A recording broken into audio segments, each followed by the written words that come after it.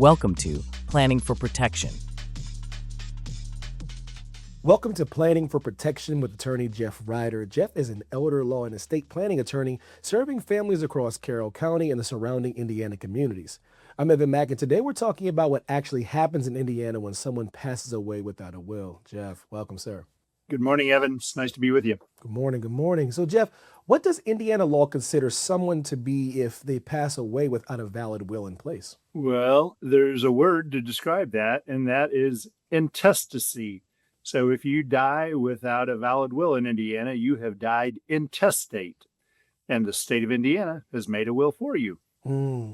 How does Indiana decide who inherits property, money, or real estate when their surviving spouses, children, or blended family situations involved? That's a very good question, Evan. And I think generally people who have not gotten around to making any kind of a will are also not very aware of what intestacy statute provides for in Indiana. 29-1-2-1 is the intestacy statute, and that talks about whether you die with or without a surviving spouse.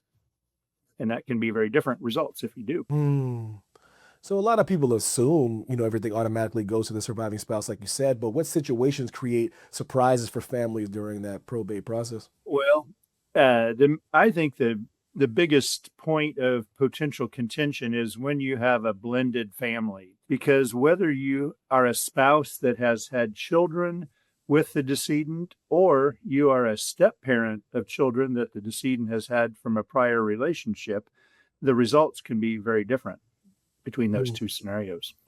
So how does the court decide who will handle the estate if there's no will naming an executor? Well, that's probably one of the first things to be addressed. Who's going to be in charge? Because if you don't name somebody, it's a free-for-all, essentially. Anybody in the family could come and say, hey, it should be me, it should be me. But if you have, thought about it, you can decide who's going to be the person that takes care of those things and makes the decisions. Indiana families often, own farmland, jointly owned properties, or small businesses. What complications tend to arise when those assets pass, without clear estate planning documents? Well, that's a very good question. Once the court decides who's going to be in charge, then the executor, the personal representative, has to follow the intestate law if you don't have a will. And that's fairly cut and dried. But in those situations where there's multiple assets and perhaps, a family business, you've got a lot of decisions to make. How's it going to be divided up? Is it going to be sold? Is it going to be retained? Is one of the children or one of the beneficiaries going to receive the business and buy out the other beneficiaries or siblings or children? All those things can become very messy if you have not thought about it and decided how you want things to be played out. If minor children are involved, what decisions can the court end up making that parents often wish they had addressed, themselves ahead of time? Well, if you've got minor children, I think it's especially important that you have at least a simple will in place, because who's going to take care of those children? Where are they going to live? Where are they going to go to school? How are they going to be provided for? All important, extremely important questions that need to be addressed. And oftentimes, at least in my clientele, I really believe, Evan, I have the greatest clients in the world. They're very hardworking, generally very frugal, have worked, to achieve and maintain achieve some financial abundance. And they don't want to see all of that dissipated in legal fees and court wrangling and attorney fees. And it's just it's so easily avoided by just a slight amount of foresight and pre-planning. The minor children, who's going to be the guardian of those children? Who's going to take care of all those responsibilities? What if that guardian, as great as they are not financially astute, and maybe they've got, debts or problems of their own? Are they going to be tempted to, utilize some of the inheritance for things that they convince themselves should be done and for the benefit of the child when they really maybe are not? that's why many people think about having a trust and a trustee who is more financially uh, capable to help uh, make sure that the children's inheritance is shepherded safely and carefully and is available for the length of their minority, and then hopefully something left over for an inheritance when they reach their age of majority. And of course, the age of majority in Indiana is 18. So many 18-year-olds are not ready to take on vast financial responsibility because a new car looks very attractive or many other things. And so that's why oftentimes people have a trustee until that child is a certain age, 22, 23, 25. Some people even go up to 30 to have some oversight of how that child is going to spend that inheritance. Mm. So, Jeff, can you share an example of a situation where the absence of a will created unnecessary stress, delays, or conflict in the family? I can, Evan. I just in the last month, I've had a situation where a single lady passed away with no children and no spouse. She had two siblings, a sister and a brother. The sister was pretty close to her, and the brother had passed away before the sister who died. That brother had three children. Uh, she didn't have a large estate, but what she did, the sister was adamant. Those kids, my nieces and nephews, should not get a penny. They were not kind to my sister. They were mean to her. They abused her financially. They should not, get anything.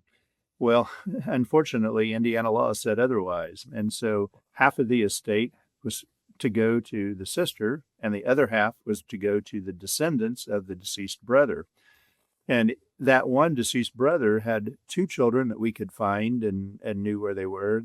The other child we can't even find yet, and we've been looking. And so it's been a mess, to say the least. And the sister was so disappointed when I had to tell her the law does not allow us to do what you want to do. We got to follow the law. So Wow. it's very much a desire, or it's a very good idea to go ahead and get your plans in order and have what you would want to happen, as opposed to letting the state decide how it's going to transpire. Mm. Some people believe they are too young or, don't own enough to need a will. What situations make even a basic estate plan important sooner than people expected? Well, that's a very good question. Th- I don't think you're ever too young to do a simple will, because you never know. Life is inherently uncertain. You could step across the street and be hit by a bus. The the, if you are going to be having any assets at all, and especially if you have children or a spouse, you want to be able to put a clear plan in place of what you want to have happen. And it isn't all that expensive, and it's not that hard, and it doesn't take that long. So I think you really, really, really should be thinking about doing at least a simple will, even at a very young age. Hmm. So, for an Indiana family trying to avoid confusion or court involvement later on, what are the most important decisions a simple will allows them to control themselves instead of leaving those choices up to the state? Well, as we touched on earlier, who is going to be in charge? Who's going to take care of it?